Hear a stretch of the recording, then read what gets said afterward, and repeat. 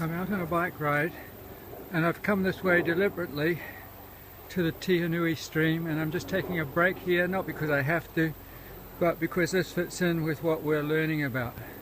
The Tihanui stream is a part of one of my favorite walkways in town, and that's the Tihanui walkway. And if I just walk down here and peer over the bridge and look upwards,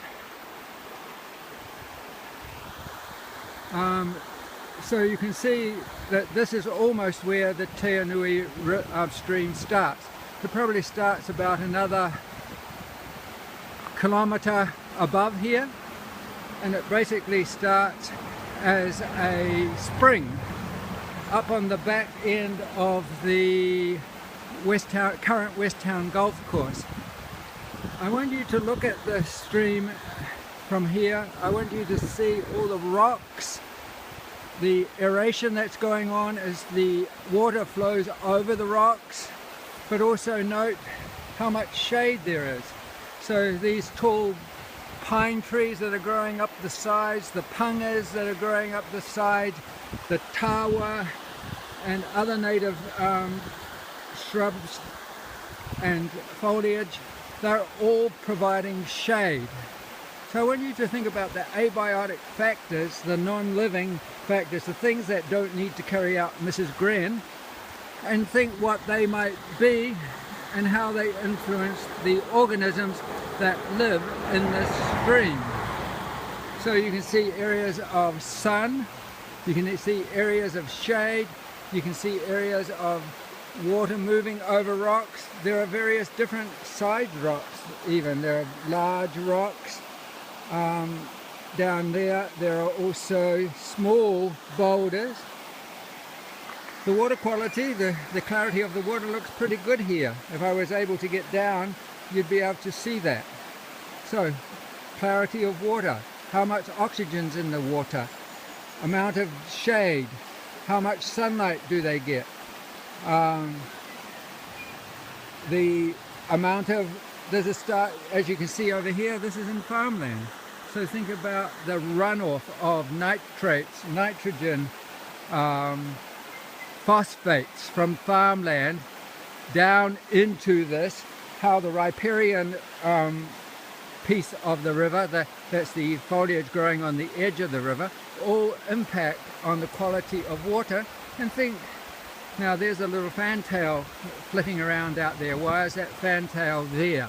Why do we have fantails, tui, etc.? If I walk across the bridge to the other side, you can see it widens out. And there are some quite large boulders down in there. But again, there's patches of shade, there's patches of sunlight. There are rapids, or I wouldn't call them rapids, but places where air can certainly mix with water. What's the temperature? How much rainfall do they get? What happens when it really rains? How high does the river get? You can see over there that the water actually comes almost halfway up that bank. And this river or stream follows a valley through the back of Carrington Road, and as you'll see in a moment, it comes out behind the Wellborn School, and then from there flows into the sea just down by the East End skate park. But think about, firstly, what are the non-living abiotic factors that cause all the organisms to live in here? Think about, do we have trout? Do we have native trout? Do we have long fin deals, short fin deals, all of those sorts of things? Right, here we are back at the Tihanui stream.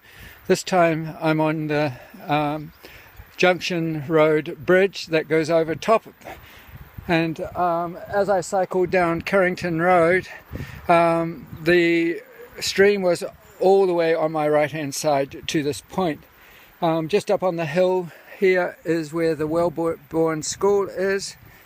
So here we have the stream. As you can see, still lots of different sized boulders, lots of different amounts of aeration. The water quality looks pretty good at the present stage, and you can still see that there is the overhanging bush giving shade protection to certain parts, and that is really important to the abiotic factors that influence the plant growth and then the animal growth that's going to be in here. So after having drifted through farmland, we are now coming into residential area, and we'll pick that up more when we go over to Cumberland Street later. But I want you to think about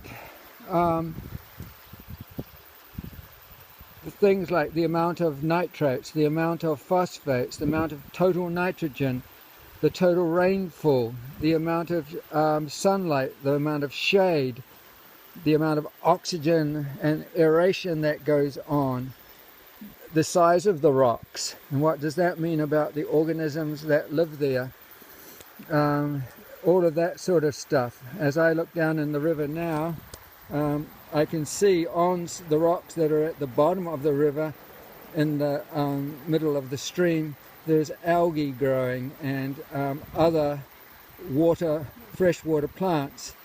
So what's influencing them to be there? And they are also adding oxygen. So all of those factors are important when you're considering an ecosystem. An ecosystem is literally the collection of all the organisms, all the populations, all the different populations, both plant and animal, that live in a region because the abiotic factors provide them with the requirements to carry out their life processes. So this all ties back to Mrs. Gren again. Okay, so just think about all of that in terms of what an ecosystem is, what the difference between abiotic and biotic factors. Right, there's the bridge that I was standing on yesterday on Junction Road, looking down at the Tihanui River. And of course now I can pan down and you can see the sort of features that make this ecosystem what it is. So we've got a freshwater stream. We would want to know what the pH, alkalinity, salinity. We would want to know what the maximum water speed is. We would want to know what the minimum water speed is, the percentage of shaded areas, the percentage of sunshine. Each of these rocks, even down here where I'm standing, provide habitats for the creatures that live here. But first and foremost, it's the aquatic conditions or abiotic conditions that prevail first. So what is the maximum temperature? What is the minimum temperature? What is the maximum amount of rainfall, the minimum amount of rainfall? How high does the river get? How low does the river get? How many nitrates? What is the nitrate level? What is the phosphate level? What are the total nitrogen levels, etc. All of these abiotic factors enable first the plants that are here, so they enable the biotic life to live where they are. So the biotic means living, and there's all sorts of biotic creatures that live in this particular region. You can see by looking at the side of the banks over there that the water level does actually rise quite high. Right here you can see where the water level has come up quite a couple of meters at some point during some of the rainstorms that we've had. So the life that lives in the river has to be able to deal with that sort of rise and fall. But as you can see, there are places where there are eddies, slow-moving water coming underneath the bank, out into fast-moving areas. All of these things are important. If I wanted to find out what the true biotic life is, what are the plants that live in the stream, why do we have these plants on the side of the stream, what is their importance, I'd actually have to get into the river and bring my waders and stuff like that with me, which I'll do one day. But the abiotic factors are those factors that are not living, do not need to carry out Mrs. Gren, but are important in determining what different organisms will live in this particular ecosystem. If we transported this to the middle of the North Island, it would look totally different. If we transported it even to the top of Mount Taranaki or up into the national park, it would look different. So those are the sort of things that you have to keep in mind. Here I am standing in the middle of the Tianui stream between Junction Road and Cumberland Street. I've come down from Durham Road and have come down the walkway to this point. So here you can see again the rocks, the water coming through the rocks, the aeration that's going on through the rapids. Further down, as we go down, there will be slow pieces under the shaded areas. Then further down there's more rocky pools, etc. But you can also see the beautiful native bush on the side. You probably can hear one of the fantails flitting around. So the question to ask yourself is, why is all this native bush living here at the edge of the stream? If I go down into the stream, you can see on the rocks the green algae. I'm wondering if there's any elodea in there as well. So what type of flora are in the stream, and why are they there? What conditions did they require to there? But why is all this glorious native flora also existing on the side of the river or stream, and what does that do to the whole ecological makeup of this stream? So just to recap, the biotic factors are the non-living factors. The abiotic factors are the non-living factors.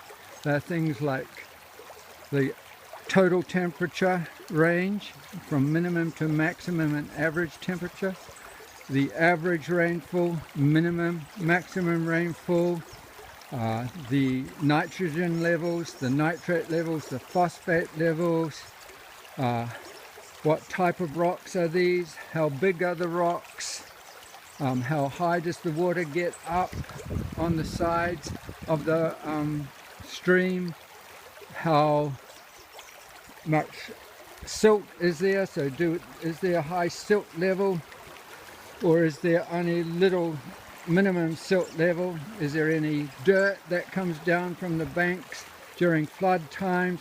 All of those things are the abiotic factors and have determined the living or biotic part of this. The biotic includes the flora and fauna. The flora are the plant life, and the fauna would be all the animals, including the animals that live in the stream, from the smallest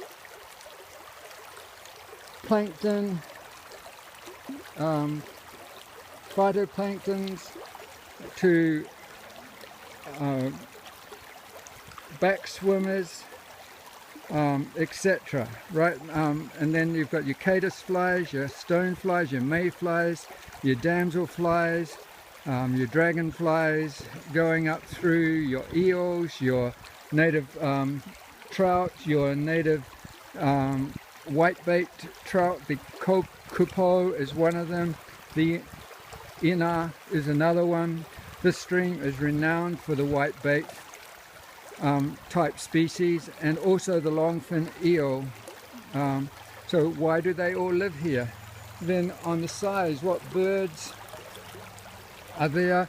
So are there any ducks anywhere in this using this as well? Do they use it for nesting? All of that sort of stuff are the biotic factors.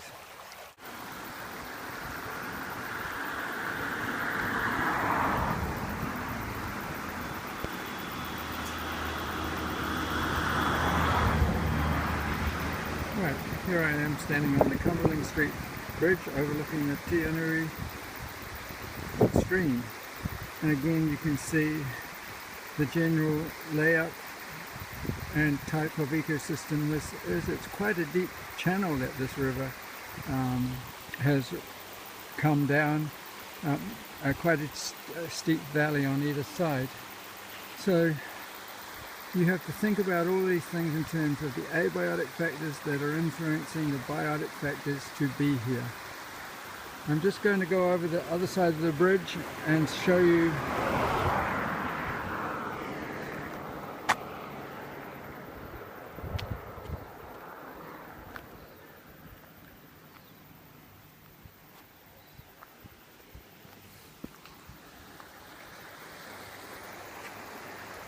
so the same sort of thing.